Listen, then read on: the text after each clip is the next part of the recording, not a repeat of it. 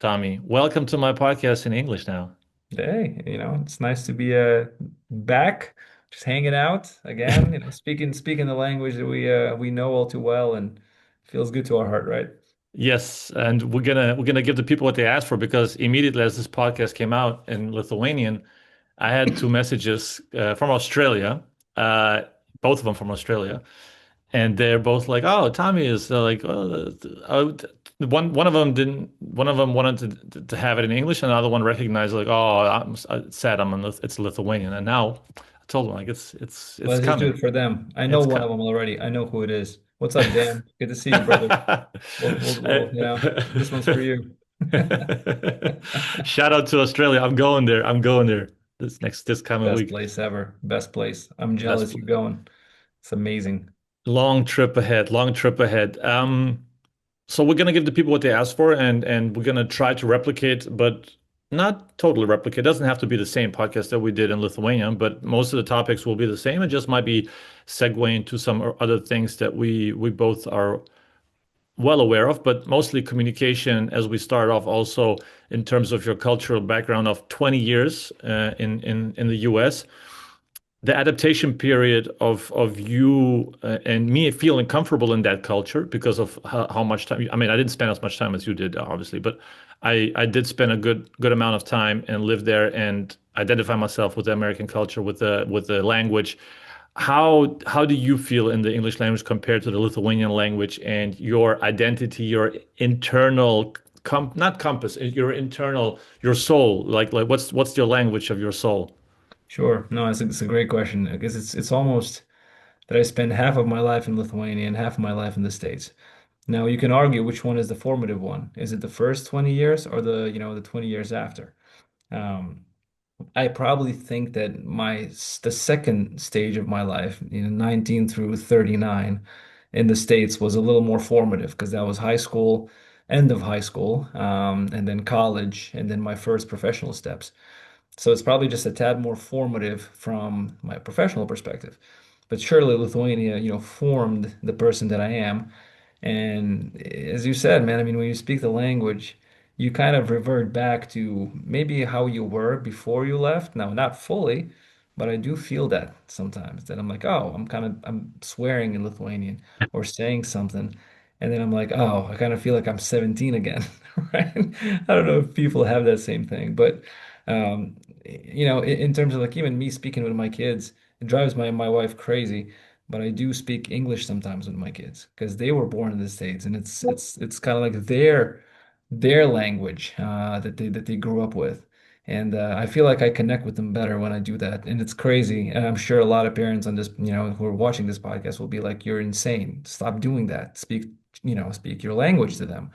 And I try, but every once in a while that English comes out. So long story, long answer to the fact that hey, English just seems so natural to me, and I do feel like I'm able to communicate things that I probably wouldn't be able to communicate in Lithuanian. Yeah, I feel the same. For me, it's an extra layer because of the German upbringing. So like I left Mm. Lithuania even early when I was 6, but then I went to the States when I was 17.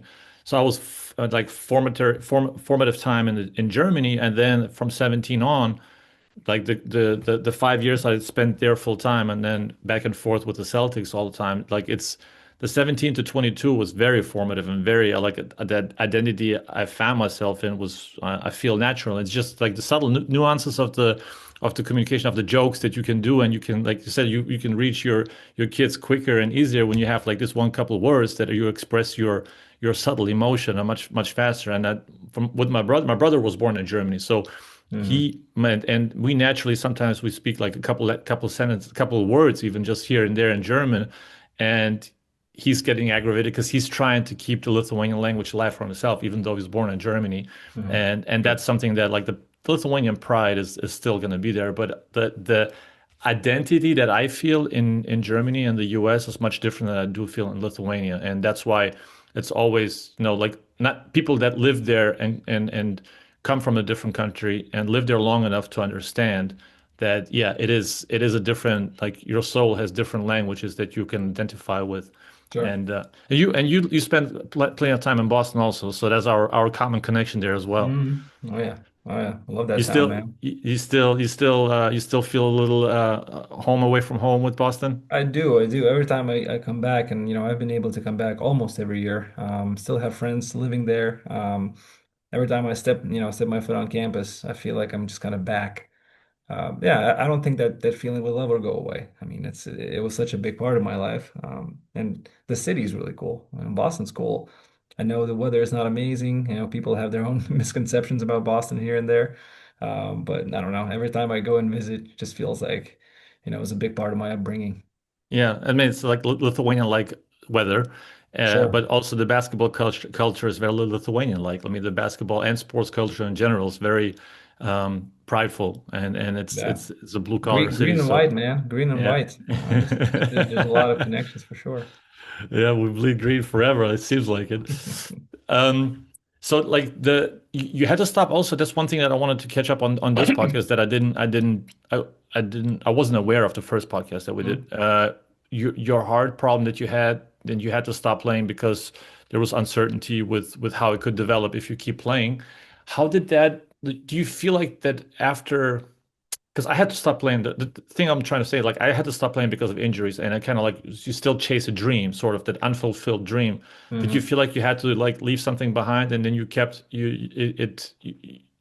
had to fill yourself in with something, and had some unfulfilled dream that you're trying to chase, that you kind of trying to find in a different area of your life? Oh, what a good question, man. I felt it was tough to kind of keep it, to stop playing.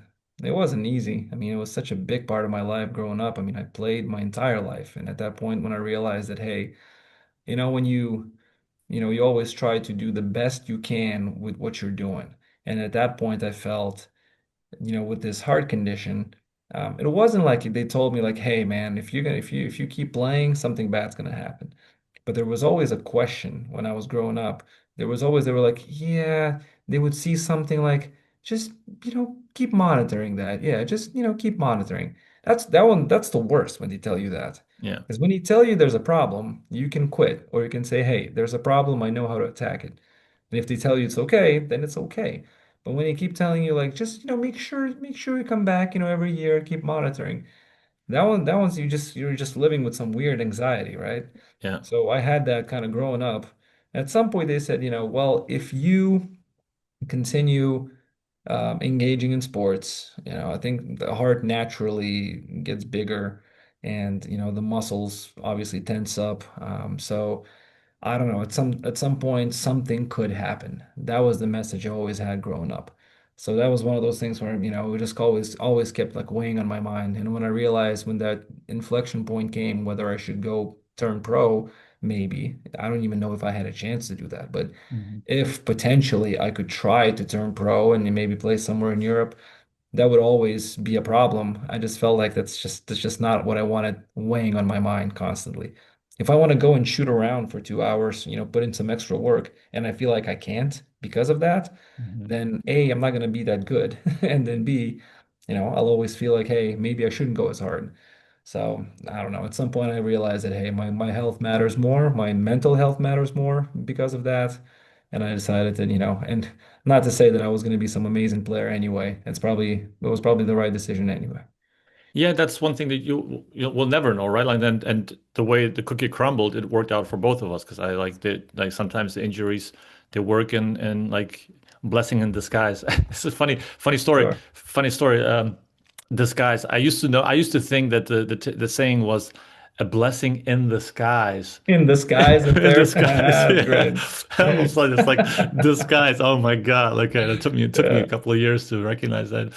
that's great. Yeah, but that's like this. This is also one thing that's like there's Chris Williamson talks about the insecure overachievers that he himself is, but it's also that you always feel like you're chasing something. And I think that people that are had to stop playing or had to do something else because of some injuries or something that they always feel like there's something unfulfilled, and then it creates some sort of insecurity that I still want to prove people. You know, I still kind of hmm feel like I feel like I left something behind and I didn't prove people that I can play at the highest level. So I had to do No. something else at the highest level. But that's an internal issue more than an external. That's a me problem. Yeah, Chris Um, Williamson is a smart guy, man. I mean, he's his podcast is really good. I mean, I listen to him as well quite a bit, yeah. and sounds pretty familiar. I don't exactly remember, whatever episode that was, but yeah, that rings true. And so talking about communication in the US culture, that's one thing that I wanted to obviously touch on because it's some topic that I never leave behind. But the subtleness of American, especially MBA culture, MBA communication, the subtle patterns that you have to recognize when you communicate, like like after living there and having lived there as long as you have, you probably have a much natural way of recognizing that. But there also the corporate communication, because it's corporate communication, is also something that there's a lot of things said without being said. How Mhm. long did it take for you to pick up certain things and certain cues that you have to pick up when you communicated with other GMs, assistant GMs, whether it was trade talks or free agency with agents, and some things that you have to pick up on when things are being communicated to you without being direct, and you had to really Mhm. know and pick up those cues that are really hard to recognize if you're not used to it. Sure. No, I was pretty clueless when I first joined, honestly. I mean, right after, I mean, I had gone through 2 years of high school, 4 years of college, 2 years of management consulting, and then, I entered the NBA. And I still, at the, first couple of years, maybe, or months, I don't know, I felt like I'm communicating, but I'm almost like, I don't want to say taken advantage of, but I'm like, I feel like these guys are kind of like running laps around me. For sure I did. Because, for me, maybe I was used to a slightly more direct communication. And also, preceding my NBA career, I went to London and worked with the NBA office in London. And I worked with a bunch of people from France or from Morocco or from somewhere. And the communication there is very direct, very honest, and I mean, sure, there's like, the book Culture Map, that both of us read, the way they kind of speak in French in France, they give you these subtle cues that you have to pick up on. But some of the other stuff they will tell you straight in your face. So it's sorry. Um, sometimes, you're not sure which one is actually is happening. So in the States, when I first started, communicating with the NBA people, or just, American people in general, I was missing some of those cues at first. And then, as I kept going, I started realizing and recognizing some of those things. Um, so really, I mean, it really depends on in the industry and which country you're in. And as you said, subtle cues, extremely important to pick up in the NBA in America. And I think at this point, I'm pretty, and the humor is pretty dry sometimes. Sometimes you're not getting that immediately when you do. I come back to Lithuania and it's just a lot more direct, a lot more, yeah, people are not going around circles, kind of, trying to tell you what they want to tell you. They'll tell you in the face, and sometimes it feels like, it's very personal. Yeah. In the States, they won't do that, right? I mean, usually, you've heard about the sandwich, right? The positive, negative, positive. Here it's basically like, hey, I'll tell you exactly how it is. What do you prefer? Probably the American way. Yeah. I Yeah, the really do. sandwich style. Yeah, and I'll tell you why. I think it's pretty easy to understand the message. When somebody says, "Hey man, you're doing something great. However, here are the some of the things you have to, develop or, be a little better at. And, here's all the resources for you to be better at. And I know you'll achieve it." I don't know. At the end of the day, you're leaving the person in a positive state of mind, and somebody in a positive state of mind, as long as they're not confused, but they're in a positive state of mind, they will achieve a little more. Now, if you confuse them with that positive feedback, they will be like, "Oh, I think I'm doing great. I don't need to do anything." Then Hmm. it's a problem. But if you give them criticism and leave them in a positive state of mind, I think that's a better situation to be in rather than giving somebody you've been performing like shit, you're awful, you need to get your shit together. That I think, that's more of a, at least Eastern European way. And people say like, well, at least I was honest. The person knows that, that they're messing up, but then they're in a negative state of mind Yeah. now. And I don't know if they're going to quit or not. I mean, but they don't feel great about their lot in life. So I feel like, yes, they will probably perform better out of fear, but not out of like, this internal excitement. So I'm all about keeping a positive vibe around, but we do have to be honest when somebody's not doing well. But the vibe we have to create. So I that's think why the American way. Yeah. I'm with you on that. In general, I'm with you on that. I think it's also case by case because there's also depends on the person, the people you work with, and obviously you Sure. want to like if the person gets it, what you're trying to tell them, if they're like have the EQ to really pick up on that and like they can differentiate between what's criticism and what's praise and what they need to work on and what's better for everybody involved, then it's Yeah. great. But there's some people, and in Lithuania, that's when you're gonna have like friction because they're gonna go directly at you, Hmm. especially in a high intense environment like in coaching or whatever. Like there's no time for like candy wrapping Sure. criticism into something. And I think there's another layer to it. It's the newer generation that are snowflakes in general, like over like if it, like 90 the majority, let's say like the majority. I can't put you can't put a percentage on it, but it is a snowflake society that has become, and everybody's looking to be offended. And if you just be a little, if you are a little bit too negative, all of a sudden you're creating a snowball that's probably getting can get out of control, and then don't like God forbid you might have human resources on you or whatever. So like I think there's like a fine line that you have to recognize how to talk to whom and who can take it, who cannot take it, and how. Like that's the same thing with coaching. You can't talk to everybody. Like you can try, but then sometimes you go and break that person, that player forever. You're not going to get the most out of him, and you got to, I think, pick and choose of how to reach one person and another person. Oh yeah, yeah. No, I mean absolutely right. I mean, all being equal, everybody's totally different. And yeah, somebody loves hard coaching. Somebody needs a little bit of coddling. I mean, it happens all the time, everywhere, in every job situation. If you had to choose one, I think yeah, mine would be the let somebody down easy type of way. But Yeah. I understand you're totally right. Sometimes you feel like you can talk to somebody a certain way, you just go for it. Yeah. Yeah, yeah, man. I'm not a confrontational guy either. I don't like to. I like to solve things in a peaceful way. So if Mhm. there's a way to do it, you explain yourself, and then hopefully that person recognizes it and pushes himself or herself or whatever. Sure, sure.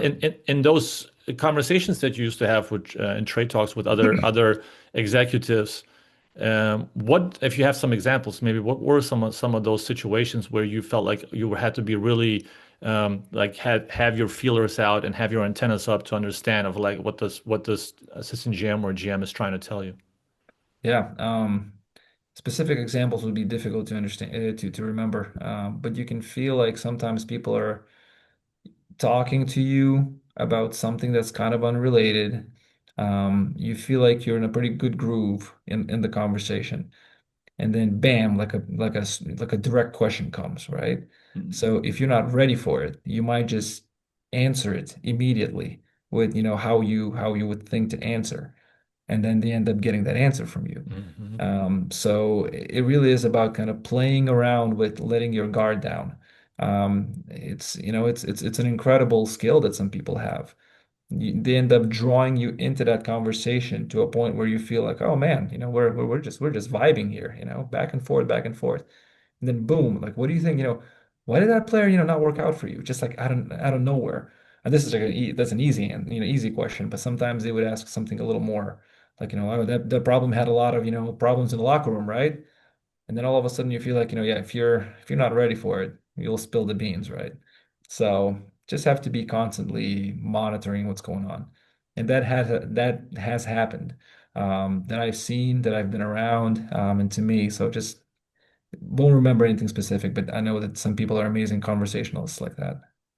And so like basically you have to be alert the whole time. You have to like not pretend, but like you have to be loosely alert. Like Yeah. still have a loose personality and have this loose conversation, but kind of have your feelers out to understand, okay, like this question was a serious question versus like Mhm. the other questions were more like creating a vibe type of If question. somebody asks you a direct question, as the first thing they tell you, then you will have already have your guard up, right? I mean, you will Hmm. never immediately say anything.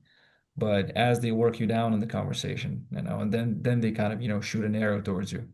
That's when you have to kind of, oh, duck it, right? Or, try to defend it.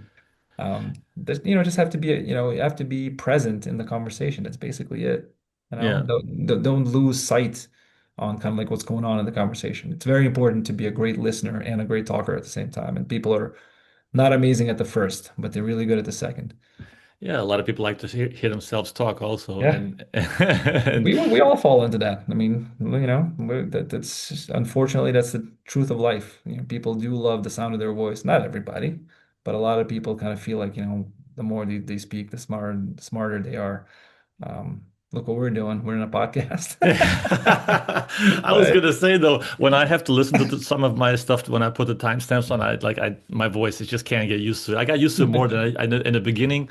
I just can't. I skip through it. I see what question I ask, and I see when the next time stamp is going because that's funny. that's a hard one.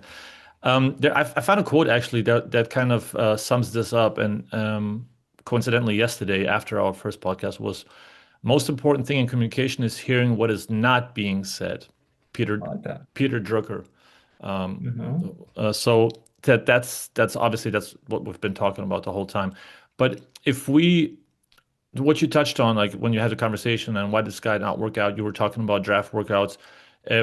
How was the preparation for you in terms of draft and analyzing of draft roster fit versus upside talent pick? Like where did you make the decision? Where was the cutoff rate? What was the decision making process in which lane you fall into and what runway you're gonna give a guy?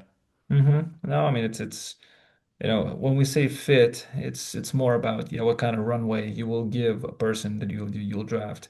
If you have two really young, interesting, intriguing players on your roster that are guards, you can still draft a guard and see, you and I talked about it before. I mean, you can still pick a guard and then see who will make it out of those three, but you will inevitably probably going to hurt the chances of all three of them to make it. Now, that's not a problem. They will try to make it on your own team. Two of them will make it, one of them won't, and that's okay.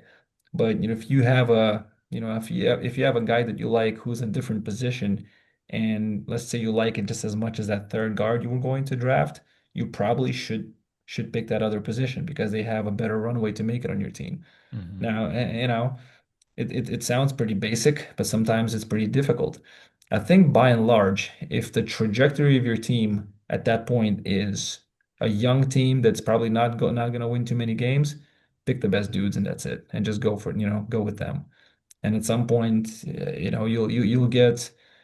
you'll get maybe a little bit of trade value from one of the guys who's not going to make it. That's okay. But if you are a team that's contending and you just happen to have a good pick, or just any pick in the first round, you probably are okay looking for a complementary player to somebody that you have, and you can maybe do a few more things with that draft pick, whether it's get a veteran guy, whatever it is, maybe kicking somewhere in the future. I think that options open up a little more if you're a good team. But yeah, if you're a bad team, just get the best dudes, and that's kind of it. Nothing earth-shattering here, but it's not always easy to do. Yeah, it's kind of hard because you also don't know, like you expose them to a competition level with those, like if you have three guards in the same position and they all eating each other's minutes and eat each other up in practices, and then you're taking away the runway of another guy, and then maybe to one extent, like you're helping the guy you brought in, or you are completely stagnating the other guy's process, Sure. or you expose the other guy and you find out quicker whether he's made for it or not. But that's the risk you basically take. You put him into that cage and then let him duke it out, basically. Sure, sure, sure. Not really. I mean, it's we've had success doing both. We made some mistakes not picking somebody who was very talented because we had other two guys in the same position, and we made that mistake. And Hmm. we also, took at the end of the day, we took Nikola Jokic after we picked Yusuf Nurkic. Yeah. You know, and both of them made it. Joker made it, to a slightly higher level. But at the end of the day, I mean, we didn't say no to Joker because we had Yuka on the roster. So it's you still have to probably do those things. And at that point, we were okay to do that because we were a young team turning a corner, trying to figure out who's going to make it. So we just took the best talent. That's actually uh, in hindsight, if you think back now when you had to decide, you had to decide between Yusuf and Nikola, right? At some point, like it was like was that At was some that a point, yeah, natural? yeah, Yeah, yeah, on the it roster, was yes. Was it Yeah. clear back then? Was it like clear as day? Some numbers actually told us that it was a little more clear. When Joker played, we were a better team. When Yuka played, we weren't as good. When they Hmm. played together, we were terrible. Hmm. And then, I think the second year especially, we started seeing numbers where when Joker's on the floor, Yuka's not on the floor, we're killing it. And we're not a good team at that point. But we're seeing, these crazy net ratings when Joker's playing and when Yuka's not playing, and then reverse when Yuka's playing, when Joker's sitting, Yeah. we were so negative. So we started seeing some of those numbers. Now we didn't make that decision because of the numbers, so it was pretty clear that at some point they can coexist together. Hmm. And we felt like even from a perspective of player development, I mean, for Yuka, it's probably better to go somewhere else and play. Hmm. And we realized that, when Joker started, which was 2016, December 15, we realized that, hey, this kid is extremely legit. Yeah. Uh, so that, we realized that once he started, that there's not going to be, he's never going to sit on the bench ever again. And that Yeah. made it a little, easier for us to trade Yuka as well. Yeah. So if you look back also during the time with Tim, when Tim was with the organization, Tim Connelly, and you had well, like you picked up a lot of things from him. He was basically like a prime example of communication, connecting with people, and having a human connection with everybody. How did you see? What did you learn from that in terms of interacting with the like front office with the coaching staff? What did you expect from the coaching staff to interact with the players? Like how easy was the process to connect with the person first and not be just Mhm. all business? No, Tim is the best in the world at it, man. I really do believe it. Even like in my current position, my current job, I feel like I'm channeling Tim Connelly a lot. I think that, the thing that Tim is really good at, I mean, he's obviously a very good basketball executive. He's elite in the NBA. But I think what separates him from a lot of other executives, at least that I know of, is the fact that he makes the human connection so naturally, so organically. I mean, he'll go and, take out a bunch of, media people, and not talk a single minute about basketball. Talk about movies, talk about bands, talk about whatever you want, TV shows, food, anything, and not touch basketball for like 3 hours, which is incredible. Not a whole lot of people can do that, especially in our industry that, we kind of live and breathe basketball. We all love it. But it takes a real skill to just hold a conversation with a lot of people and never talk basketball. And Tim prides himself on doing that, and he's really good at it. And I think that's how he creates those connections. And that's why I think people love working with him because I feel like they feel like people as opposed to other professionals, trying to find professional deals and dealing in professional things. All of a sudden, you can almost feel like a friend. But people who work with him are obviously we're all friends. But people who don't work with him and talk to him, they feel like they can be his friend. And he just makes those conversations so easy and so light, that I think people just want to come back and continue having a conversation. And that's why he's so good at it. I mean, he's the best at creating connections that I've ever seen. And he puts in the time, not like he just kind of does it superficially. I think he legitimately puts in the time to learn somebody, and then, he keeps in touch with them and he does a good job. And there are some other executives who are really good at it, but I mean, at the highest level where Tim is as a president of a team, he's the best. What's the limit like in terms of how much do you hang out with a player or a staff member, a coaching staff member, or whatever? Like, is there a limit in terms of like obviously there's a time limit because everybody's busy, but Sure. in regards to and how far should you like try to connect with somebody and Mhm. to what extent do you go out of your way? Yeah, two schools of thought in terms of, executives hanging out with players. I mean, some say, hey, don't make a connection because at some point you might have to trade them or cut them or whatever it is. I think I fall on the other side of that equation. I'm okay connecting with players. I'm okay creating those connections as long as you, again, let them down easy when it's time to trade them or cut them or, not renew them. You try to keep the relationship going as much as you can and try to treat them as people. So I don't think there's a limit. I mean, we spend a lot of time with our coworkers, coaching staff. I don't know, maybe I'm wrong at this, but with the coaching staff, you kind of let them create their own bonds within that coaching staff. you have to have a really good relationship with the coaching staff. You have to talk, you have to, interface all the time, and that's quite okay. But you also want the coach to kind of create their own culture within their own coaching staff. You don't necessarily want to interfere with that either. Now, in the front office, you create your own culture with the coaching staff. I think the coach is the one setting the culture there.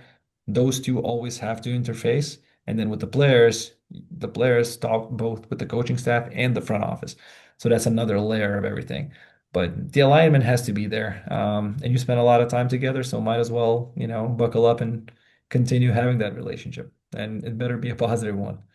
Yeah, and that's one thing we also talked about, like the connection that you have with the coaching staff in terms of um, not losing face when when there's intel calls, right? Like then when in terms of other front offices connect with you, and then the coaches connect amongst each other. There's something that's Mhm. out of your control. Sure. Do you feel like you should give the coaches a heads up in terms of what you're trying to do, or is it something that you separate yourself and just leave it up to chance? No, ideally you are on the same page about everything, for Mhm. sure, for Mhm. sure.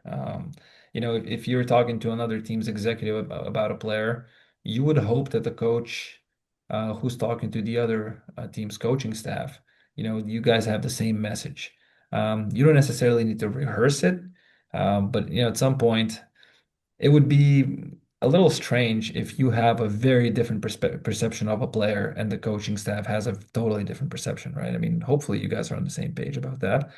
Um, Maybe the messaging sometimes can be refined to where you both, are saying the same thing, which is important. That's where organizational alignment comes in. Mhm. So yeah, so if we're talking to another team's GM and the assistant coach is talking to another team's assistant coach, you hope that the message is the same. That's basically all you try to achieve. But I don't think you have to create like a workshop where you all sit down and be like, all right, guys, what do we say about player X? He's a really good dude, but he doesn't really work very hard. All right, everybody's on the same page. We'll see. You know, that doesn't quite happen, right? It's a little more natural than that. Yeah, it was like a funny for class. Put everybody Yeah. in class Yeah. and in front of the whiteboard. Let's talk a little bit about gold medal syndrome that I picked up from Chris Williamson, obviously. And there's a lot of Olympians suffer that when that's the one thing that they always strive for. And then at the end of the day, when they win it, like you have all your purpose identified with the gold medal, and then that's gone because that's something that you achieved and you worked your whole life for it. And after winning the NBA championship, did you have that kind of post gold medal depression that you feel like, okay, do I look for a new purpose? Do I identify a new goal that I kind of want to achieve and find myself again in, or is it like when it's second or third one, like like it sounds like it's natural, but it's not natural. It's not like you're just gonna strive for next championship. So what's the next thing? Was there like a really down period after that? Man, there's so many layers to that, right? Because like the ultimate competitors in the world, they're not satisfied with anything. They win, they're happy. The next day they'll be in the gym at whatever, 6 a.m. doing it. And they're just completely unsatisfied with winning one. They won two, three, four, five, 10, whatever it is. Then there are other people who are a little more, they're mortals. They're not like those people. They're not like the Kobe's and, Michaels of the world. They probably feel an immense sense of achievement and success and happiness. And they're probably naturally start feeling like, hey, you've summited the mountain, you know what it feels like. A little part of you feels like, okay, what is kind of like the next challenge? And it may not be winning another one. Another challenge can be anything, can be another professional challenge. Maybe winning it with a different team. Maybe it's winning it in another sport. Maybe it's just any other challenge you can have for yourself, right? Go win a marathon or something. I mean, I don't think necessarily you get addicted to winning. I think you just realize how hard it is and you want to feel that same thing again, but maybe not the exact same thing. Maybe it's not with the same exact team, same exact group.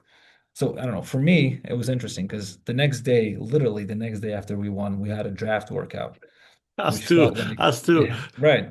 It felt like, whoa. I mean, you have to do it. Your work continues. But you're like, we just won yesterday. We were just kind of sitting there, watching these young dudes, which is our job. We love it. Don't get me wrong. but it felt like it just, when was the time to celebrate? Now we celebrate it later, with the parade and everything.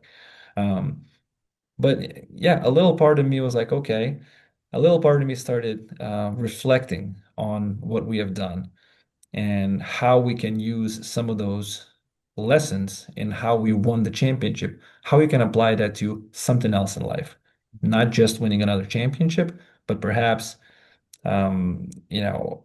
think about a different sport, a different team, different country, whatever it is. I didn't get obsessed with it, but I started really thinking like, okay, what have we done that was so right that we ended up not only winning the championship, I mean, we cruised through the playoffs. Mm. We kind of, it was what, 16-4, I remember. I mean, we didn't even have a single game seven. It was, we were very lucky because we had an amazing team and we had a great run. So we started thinking, well, what have we done? How did we do it? And I think that's the one thing that stayed with me is the lessons that we learn along the way, as opposed to me waking up the next day, man, I need a second one, I need a third one or fourth one. Eh, I feel okay with the one that we won.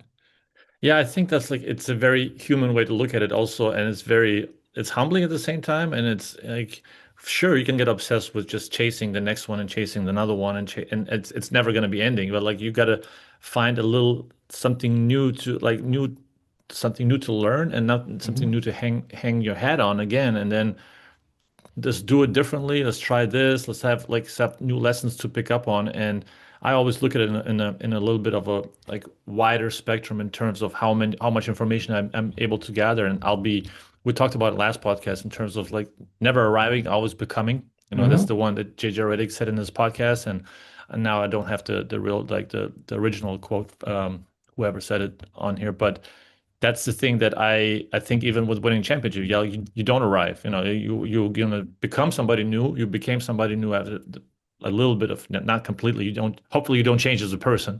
Hopefully, Sure. Hopefully not. Yeah. that's something that you should always maintain you with both feet on the ground. But in regards to growing as a person and picking up new things, I think I don't want it to end. I want to experience and learn new things from all different areas of life and not only basketball, which Yeah. at Yeah. the end, like it's a T expert, right? Like you pick up new things and you channel into the job that you do. But me gathering information from other areas of life, it makes me a better worker at what I do because I'm able to connect with people on different levels. And in our job, connection is probably one of the most important things. Yeah. And you know what? And the last thing I will add to it too, after you win, the natural tendency is to say, let's carry on with this particular formula or system or the players that we have. If you have the luxury of keeping the same players, it becomes more maintaining than striving and achieving.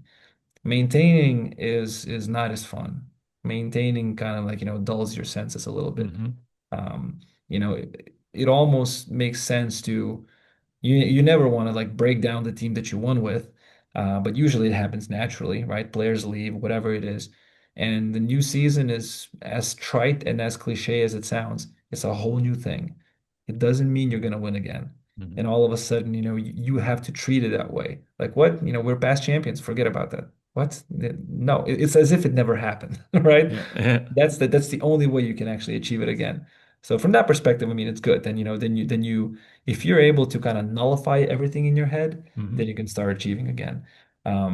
But no, it's not easy. You feel like you've achieved, and you have a badge. Um, so that's just another aspect of it all. Yeah, it's you chasing a new championship. It's not the same. It's Yeah. not another one. It's a different season, Yes. different championship, different team. Zero again. You're going for the first one in a way. Let me share my screen. We're going to dive a little bit into your area of expertise, which is statistics also. And you can see my screen, I hope. Yes. All right. So now this is proballs.com, one of one of my the sponsor, The the sponsor. I the love it. one and only sponsor. The Keeping the lights on. Good. Yeah, if you want to nerd out, go to the pro no, just proballs.com. But I want to go into your last game. We did the game before that. Now we're going to go into the Red Star game, Žalgiris against Red Star.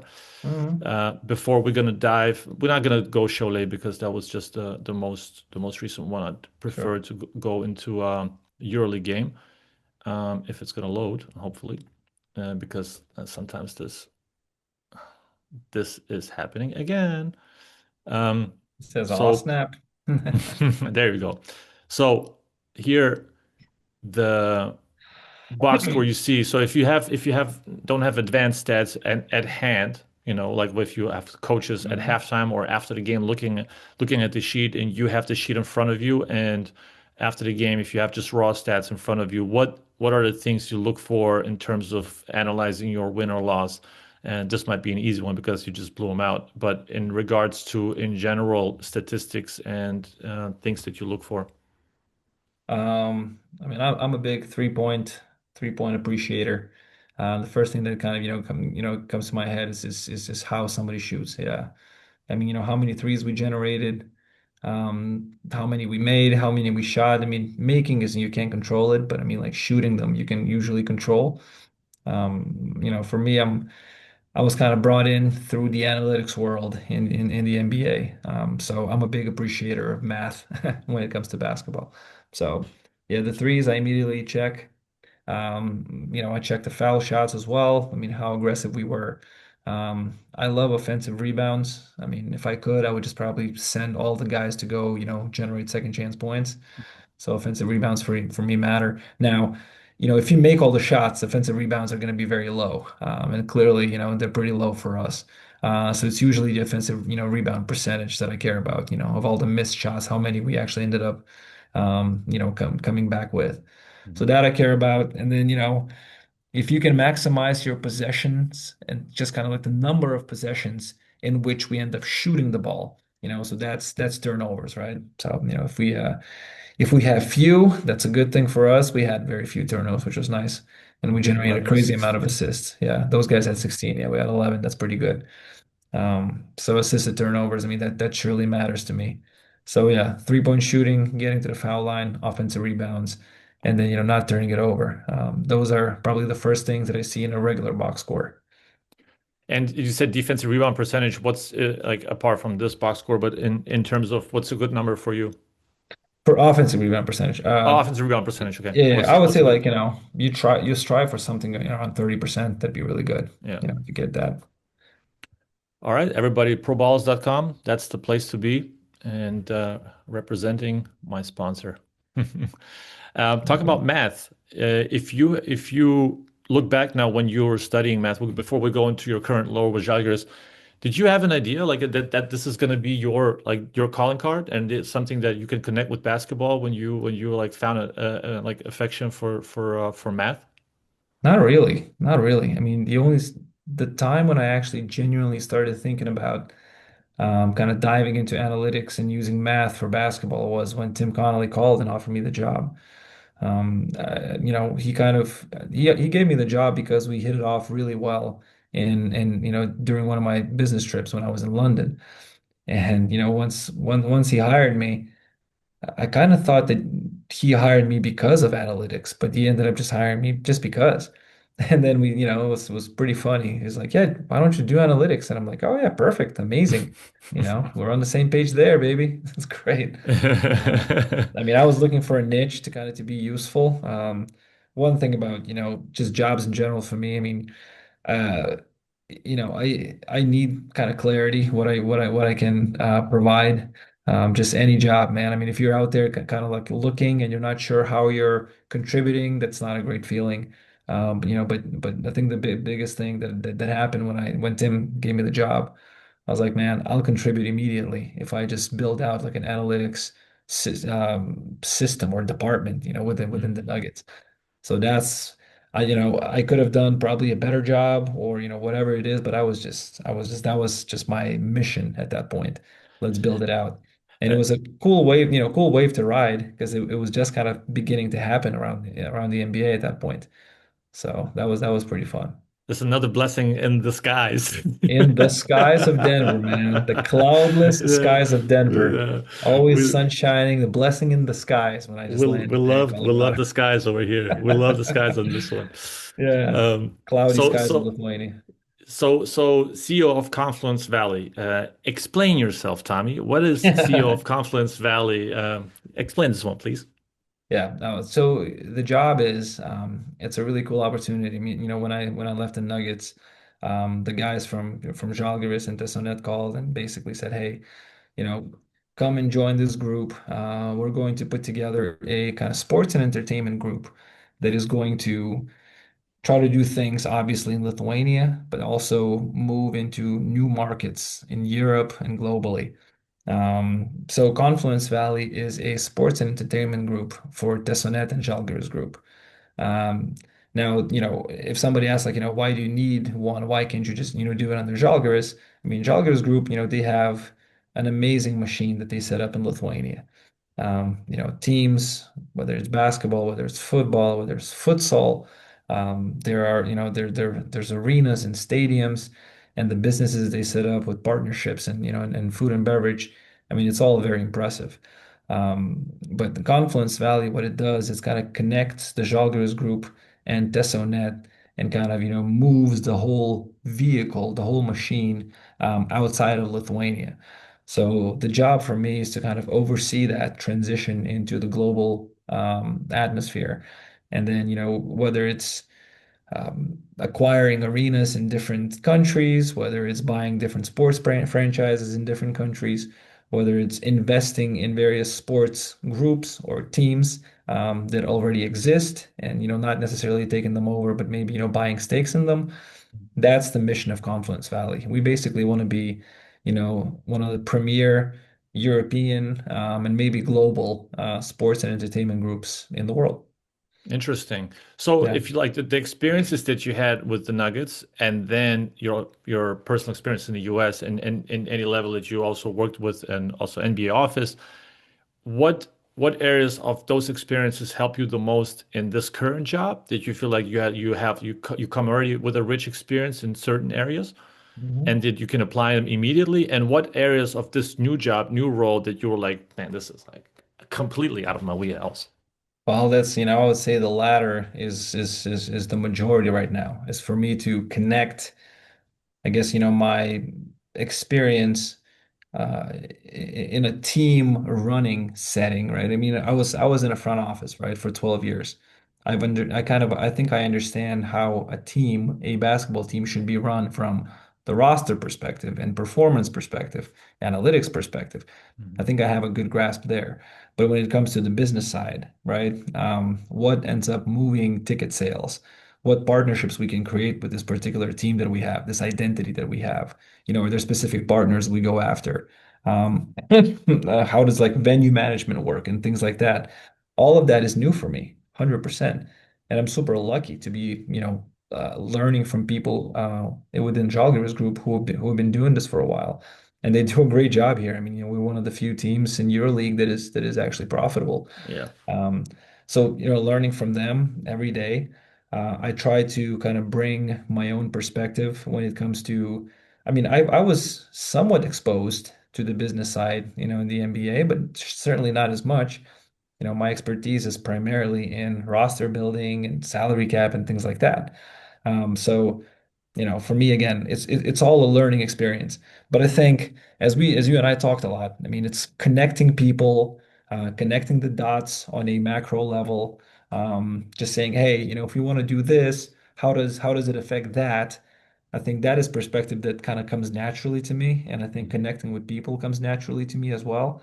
And like a CEO role usually kind of involves most of that. You don't need to be a specialist in all of those areas. You have amazing people running those particular departments, right? So if you can find a way to connect them, work in a team setting, I think that's what codifies success in a position like that. So I'm learning from everybody and trying to do the best I can.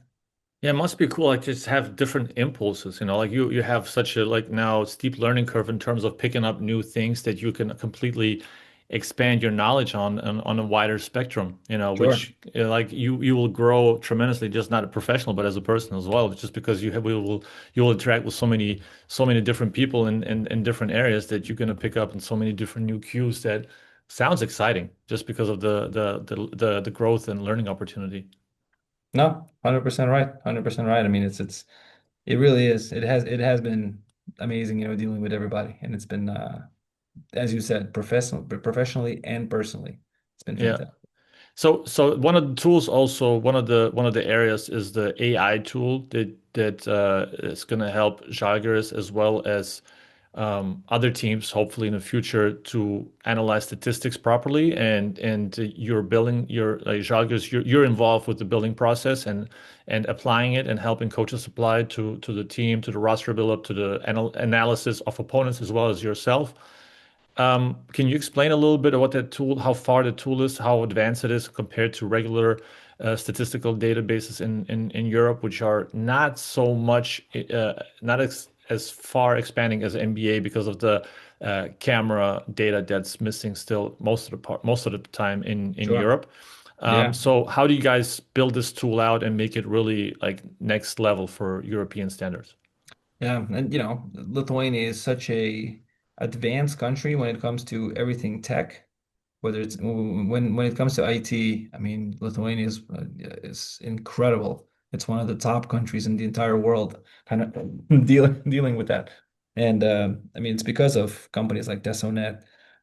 So we have, some people within the Tesonet uh, company working on the Žalgiris tool, which is, yeah, you take play-by-play stats, and you can create all kinds of reports and dashboards based on that. Now, there are different data sources that we're using as well, and we're kind of putting it all in a very easy to understand kind of KPI sheet for anybody to use, for the coaches primarily, but also for the front office as well. It's not unlike something you probably have seen, in terms of, preparing for other teams. You click on a team, you have, all the information you need from them with the ranks, with, advanced stats, regular stats. But, the cool thing that we've done, we've overlaid AI on top of it. Now we understand it's usually a buzzword, AI this, AI that. We have a very strong AI capabilities within Tesonet, and using that, we can actually create pretty cool um, pre-game, post-game reports, especially when it comes to preparing for certain teams. Now, we tried it on our own team and on our own players, and it actually gets it pretty close, man. I mean, it's something that I would probably say about one of our players. And I'm reading it, I'm like, yeah, that's probably how I would attack this player as well. Now, you still need coaches' input, of course. You still need a lot of the things that that humans bring, but I don't know. It just makes the job. Um, it basically gives you a starting point that's further than it would have been, right? Mm-hmm. You open a team, you use this tool, all of a sudden you're 7 out of 10. And because coaches' time is very valuable, you also have just personal life. You want the coaches to go home to their kids and then their wives, right? Rather than sitting there watching the video for 24/7, right? You basically give them a tool that gives enough about the other team where they just need to adjust and learn on the margin about how to prepare for the next game. And it's been very, very useful for us. It's been pretty remarkable what those guys at Tesonet have been able to do. There are three guys who are extremely good at it. So I'm kind of like I'm overseeing them. I'm making sure that we're moving in a certain direction, but they're the ones putting it together, and all credit goes to them. They're fans. They love the game. They understand the game, and working with them has been tremendous. So what would you want the coaches to look at the most from this tool from this tool? What information is the most valuable to them? Yeah, I think part of it is self-scouting, is to see what we're not doing well, where we can be better. How our identity has shifted from the first 5 games to the last 7 games, whatever it is. I think the coaches, they try new things as well. We have a brand new coaching staff and they're doing an amazing job, but it's, for them, it's like, hey, we decided to, maybe do a different starting lineup or something the last 5 games. So we want them to be able to see, hey, is it working? Is it not working? And if it is working, why is it working? Right. So we have, all kinds of detail around lineup data. So we want to be able to, for them to see that and to kind of understand, be able to measure themselves against it. As well as anybody, you improve only what you can measure. So all we're doing is just giving them ways to measure the way we play and the way other teams play. So that's what we're trying to achieve with it. Is so two things about this tool. Is there a name for this tool that you have like because you want to go also make it available to other teams and like how are you going to control the process of who to sell it to or how to make this tool available to other teams without hurting yourself in the process? Sure, sure. No, it's TBD. I mean, right now we don't want to give away our competitive edge. I feel like Yeah. we have some competitive edge with it. Um, whether we'll allow other teams to use it, that's kind of like for us to decide. There are pros and cons. I mean, yeah, you can make it into like a SaaS product and you can sell it and maybe make some money off of it. At the same time, you're probably giving the tools to other teams who can use it and all of a sudden, win two or three more games. There's a way to maybe give it to federations as well, and federations can kind of distribute it to their teams. So we're thinking about it, but right now we kind of enjoy using it for our own benefit. Yeah, that's good. Yeah. Well, so if you take a look at this timeline going forward, what would you want to be able to say in 10 years? Like having started this year and starting with this role, and like you said, like completely new impulses, growing in so many areas, building this AI tool. Like 10 years from now, what do you want to be able to say about everything that you've done Mhm. and you've put in? I think, I want to understand the sports world, not just the basketball world. The basketball world is still near and dear to my heart. It always will be. If I end up being just a basketball executive at some point again, I'd be more than happy my entire life. But I think what this particular position may be giving me right now is to be able to look at the sports world from a macro perspective, adding the business side, connecting the dots, and how everything in the sports ecosystem works together. I didn't quite have that ability to do that when I was with the Denver Nuggets, right? At the end of the day, I mean, you see a little bit, but you're still focusing on those, 15 guys on the floor and making sure that you win as many games, which is an incredibly fun job. And, again, I can do that job for 40 years and have, all the happiness in the world. But I think, this particular position is giving me a bit of a macro view. And so far, it's been really fun to learn. Hmm. I bet. I bet. Yeah, it's cool. You ready for my ATOs? Let's do it, baby. All right. So, ATOs. 2025 was a year. Let's call it a It was a year. year. It was a year. Uh, one best professional investment and one best personal investment that you had in that year. Personal investment, I think my personal health. Just started monitoring a lot, wearing a whoop here, Mhm. doing like just kind of blood draws every 6 months just to make sure. I mean, the thing that, my wife and I started doing a lot is just, I think like a lot of people in these last like 2, 3, 4 years just kind of got into longevity a lot. I think a lot of us are. Once you hit that 40, man, I haven't hit that 40 yet, so I'm not there yet, okay? But once you start seeing it around the corner, you're like, all right, got to make sure that I can move still. I can run around with the kids and everything. It's just very natural for us to kind of understand that, all right, we're mortal, we're nearing the end. Yeah. Let's kind of, add a little more life to our years, right? So I think the personal investment has been eating better, not drinking a lot. I think the last time I got extremely, extremely drunk was when we won the championship. Yeah, after that, I'm just like, okay, let me just kind of, pause and stop that Dial for a it while. back. Yeah, I have to dial it back for sure. And it's been great. So I think, yeah, nutrition, working out, not drinking, sleeping very well. All of the longevity things have been the best personal investment I've made for sure. Professionally, I would say not the best investment. I think just relationships, professional relationships. I mean, I Mhm. really care about meeting people even when it seemingly is a little random. I still enjoy it, even if we're from a different sport, from a different world, as long as it's kind of like within sports. Even sometimes even if it's outside sports. I just love meeting people and just kind of understanding. So I think I've created quite a bit of network right now in the sports world, and I continue investing my time. I respond to almost everything, really. If I can meet up and have a coffee with somebody and learn, I'm a true believer in constantly being a student, right? Just like you talked as well. Um, I mean, every single person has something they can teach me or show it to me. And, I never feel like I'm above anybody else because I'm not, period. Mhm. So I've been able to make a lot of amazing networking relationships in my life, and I continue doing that. Absolutely. One skill you wish you had. Skill. I feel like some people are extremely good at knowing how to monetize things like immediately. I don't have that skill. I wish I did. I wish I did. I hope, Mhm. hopefully at some point I develop it.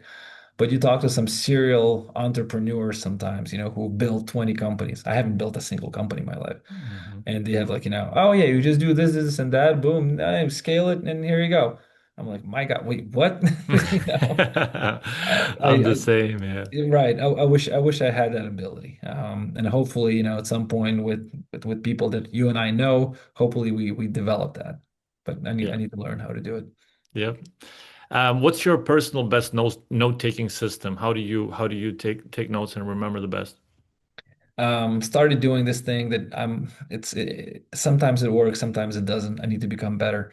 But keep everything on a some sort of whether it's Apple Notes or maybe even like a Microsoft Word on the cloud, and then constantly upload it to one of the AI engines to make sure they synthesize my thoughts, and I can kind of revert back, ask something, hey, what did I think of this? Or, how did I perceive that?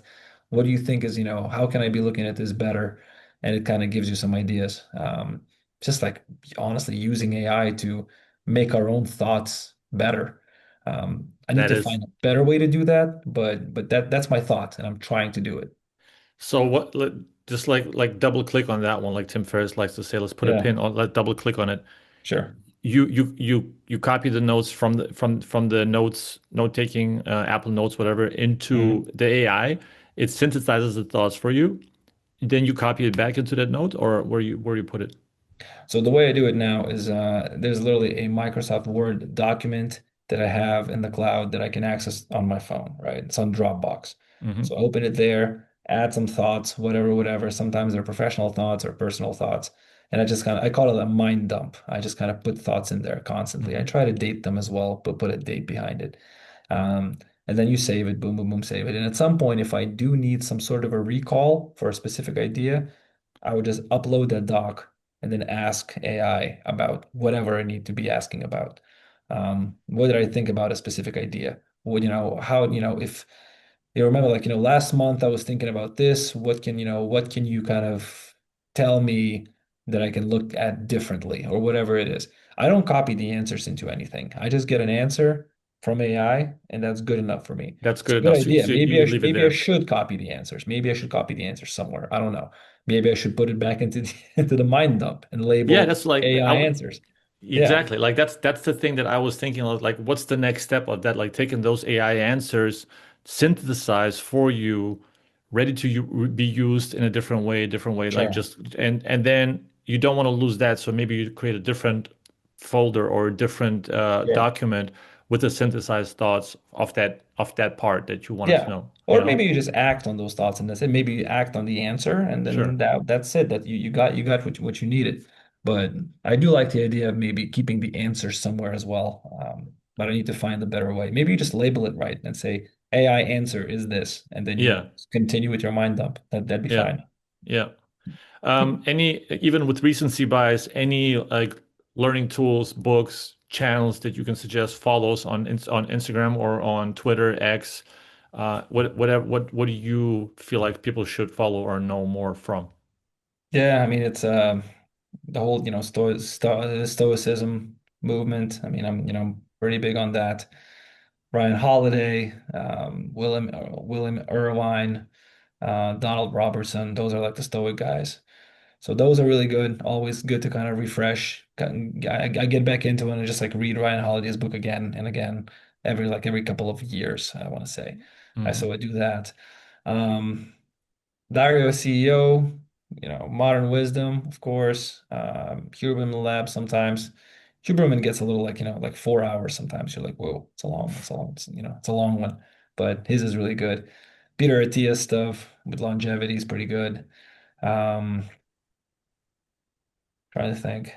So those are probably like my longevity slash kind of, mindfulness podcasts and books. Yeah, that's probably it. Social media, I try not to do. I mean, I probably just follow the same guys that I listen podcasts Yeah. of. But I genuinely try not to do social media as much. I mean, I'm not even like, I don't have like a official Tommy Balčėtis channel. It's just kind of like my own stuff. It's hidden in my little username. But I don't know, maybe I should do more. Who knows? Everybody with their own has their own, Yeah. internal LinkedIn, I'm feeling. kind of out there. LinkedIn, I'm like, that's a professional thing. I'll just keep it as neat as I can. Some So people that's think what it's, that's yeah, what that was going to be my last one, like later on of where people can find you. LinkedIn, that's what you said also in the last probably the podcast, and best. then Yeah. yeah, they reach out. Yeah, it gets a little, sometimes it's just a little too flowery, LinkedIn, right? Yeah. People just showed their absolute best on there. I know there's so many jokes about it. Yeah. But it is, and I keep reminding myself, it is the official, the most professional social media system, right? So like might as well keep it like super clean and super pristine. Mhm. Yeah. I'm okay Uh, with the other ones being a little more nonsensical. yeah. Last question, this Tim Ferriss question to wrap it up with is the favorite failure one that Tim Ferriss always asks. What's the biggest failure you had, but you learned most from, and you feel like you can carry those lessons on forever, and you look back on it with sort of like, okay, I'm cool with that. It happened. hmm Um, it's probably the most recent one. I mean, ending my career with the Nuggets. That's it's every time something ends, the contract expired, so I had to leave. Yeah, I mean, there's a bit of a hit to your ego a little bit, of course. I mean, there you realize certain things you could have done better. Absolutely. I'm super proud. I mean, I was there for 12 years. It's a very long time to be with a team, and obviously we achieved a little bit of success. We won a championship, so there's really not a whole lot that I would change or be unhappy about. But then, as we mentioned, the same phrase, double click into it in the last couple of years, where certain things were not, uh, you know, we kind of, we didn't achieve a great result after we won the championship. I feel like, we had a chance to be a champion team again, and we kind of fell short. Um, and there were obviously things that, I think all of us could have done better, from the coaching staff to the front office, to the players. So you always try to understand kind of like what you can do better. I think everybody understands what they could have done better. And it's been, I mean, the last 3, 4 months have been amazing because, I'm able to quickly kind of jump into a new role, into a new life, and kind of understand, have a little bit of perspective. But when it's first happened, it wasn't easy to take. I mean, as you can imagine, you start realizing like what went wrong. But it's nice to have a benefit of hindsight at this point, 4 or 5 months removed. I'm sure. All right, Tommy Balčėtis, everybody. Thank you for sharing your insights. Thanks for dedicating altogether 2.5 hours to my podcast. So it's Yeah, like that. man. It's It's it's very it's like cool. it's like a conversation. It's like, if you hadn't recorded, we probably would have had this conversation, without a podcast, and would have been Yeah, a time well spent, man. So always. absolutely. Absolutely, Tommy. Thanks a lot, everybody. LinkedIn is the place to find Tommy and reach out. Everybody, thanks for being here and see you soon in Australia. Australia. I'm so jealous. Have fun there, brother. Have fun. It's amazing. We'll have fun. We'll have fun. Thank Yeah. you.